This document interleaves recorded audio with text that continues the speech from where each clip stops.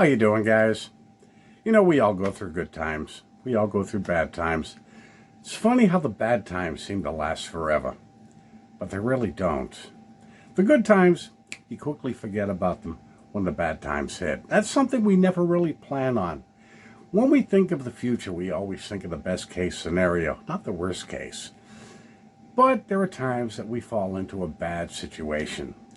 This is a situation I was not going to bring up, but I'll get into why I'm mentioning it now. Now, I'm a very generous person. I don't mind helping somebody out within reason. And the one thing I've never been able to do, when I give somebody money to help them out financially, I never go looking for it back. For the reason being, I don't want to put them back in the same situation I helped them out to begin with. However, I do have limits. I had a landlord for the last 5 or 6 years, so it was a complete idiot. I mean, I'd give him a conversation a couple of times a month, and then brush him off, and he'd leave me alone, for the most part. This idiot could not handle money whatsoever. Basically because he couldn't hold on to a job because of his piss-poor attitude. He was just a miserable person, so every employer he worked for would move him along. I didn't realize he was in a financial bind. This is about 8 or 9 months ago, maybe longer. He come over one day, and he hit me up for a loan. And it was a ridiculous amount. I mean, it was an absurd amount. And I'm thinking, okay, now, I can't ignore this, but how are you going to pay it back? Well, I told him no. I says, dude, I can't afford that. Well, he kept asking. So I made him a counteroffer. I offered him a much smaller amount, which he refused. He says, no, I need this amount.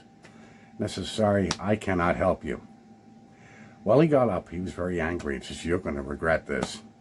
I figured, okay, I knew what was coming. Now, I didn't have a lease, so I kind of figured what was going to happen. And yes, it did. The end of the month, found a note on the door. He was raising the rent. Now, I can understand that. Prices go up, and he hadn't raised the rent up until that point. So I says, okay, what the hell? Well, like I said, I didn't have a lease. So I really wasn't protected. He began badgering me at work constantly.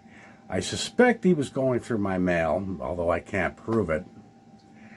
But it was getting ridiculous. It's like, dude, you cannot bother me at work over the stupidest little things.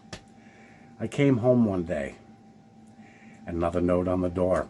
He had raised the rent so ridiculous. I'm like, there is no way I can afford this, and there is no way I'm paying this to pay your bills. Well, I figured I wasn't quite ready to move at that point in time, and I figured, okay, I'm at work enough. I think I'm not there maybe 3 hours a night before I'm back, so I figured I'd stay at the store. My boss figured out he was bitching about it, but I'm like, dude, put up with it. For all the hours I've given you, just shut up and ignore it. Which he did. He grumbled about it, but he moved on. My former landlord, I guess he got teed off that he didn't get that money for the first of the month. And he figured out where I was. He didn't know for sure, but he took a chance. He called corporate headquarters and said, somebody is living in that store overnight. Well, my bosses got into a panic. And they told me, he says, we're going to lose our lease if you can continue staying here overnight. I'm like, how the hell are they going to know unless you admit it? And like, oh, the police will see you here. And I'm like, dude, I'm here all the time anyways. The police see me here. They don't care. And I'm like, the only one that is squawking about this is my landlord. As a matter of fact, he's in here constantly badgering you. So what the hell is your issue? Well, they got very panicky about it. As it was, I lost my job. Okay, now I'm pissed.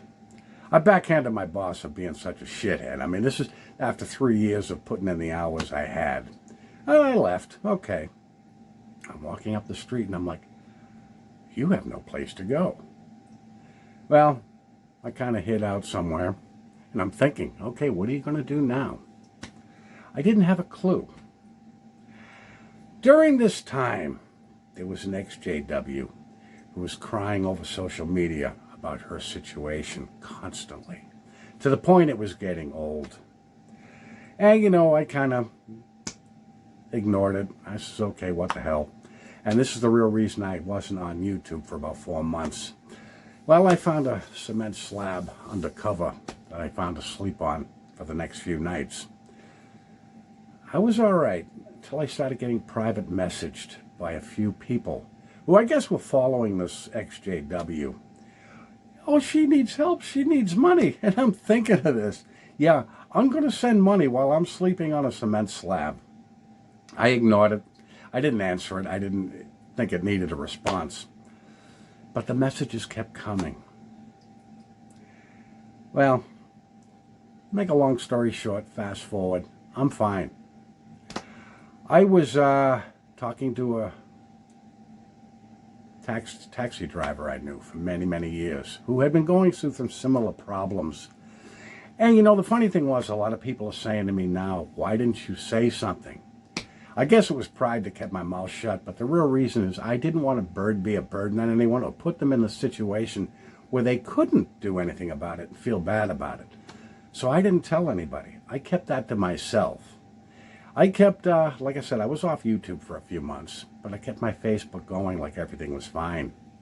The only one I actually told was this taxi driver, and for the reason being he had gone through something similar a few months earlier.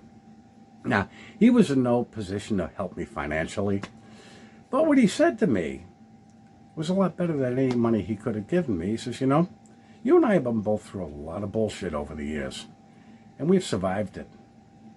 And I started thinking about it. Yeah, you know, this isn't going to last forever. I was brooded about it because I had never been homeless and out of work simultaneously. I've had rough times on the home front and rough times on the work front, but never simultaneously. So it kind of boggled me and it kind of got to me. But I started thinking about it. It's not going to last forever. I'm fine. I'm fine as of now. I've mentioned it to a few people, and like I said, they says, well, why didn't you say something? Like I said, I didn't want to burden anybody with it. And like I said, I have an ego. It was pride. I didn't want anybody to know. I was okay with this until I saw a post that came up in my feed from this XJW, who frankly I stopped taking serious about 2 years ago because she's constantly crying about her situation. Not to water down what she's gone through, but she uses it to tug at heartstrings. Basically what the post said was, fuck all you XJWs who didn't help me and drop dead. I shouldn't have taken that personal, but I did. For the reason being, that was kind of a wide shot. Every XJW that didn't help you. Like every XJW is supposed to put everything down to help you. Now I've watched you bash a number of XJWs for one reason or the other. But basically the reason being because they wouldn't put everything down to help you at that moment. Well, maybe they couldn't. Maybe I couldn't. But you automatically assume that your problems take precedent over everybody else. And that to me is bullshit. Everybody goes through their own problems. And everybody is responsible for their own problems. I didn't mention my problems because I didn't want to be a burden. But I've seen one too many ex-Jehovah's Witnesses tug at the heartstrings. Oh, please help me.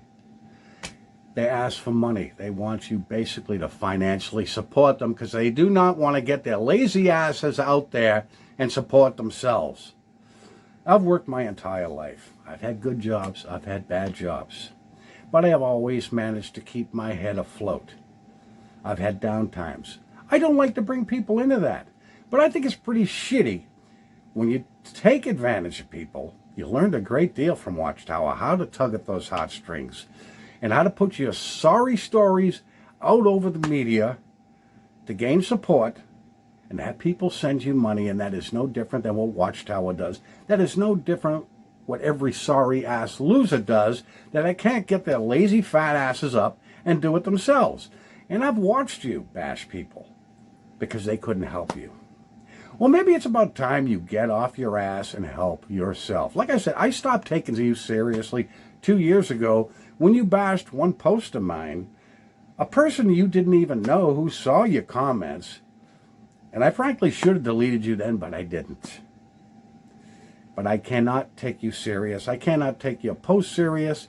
And frankly, there's a number of people that couldn't even take your last few videos serious because we're starting to think that you made most of this shit up.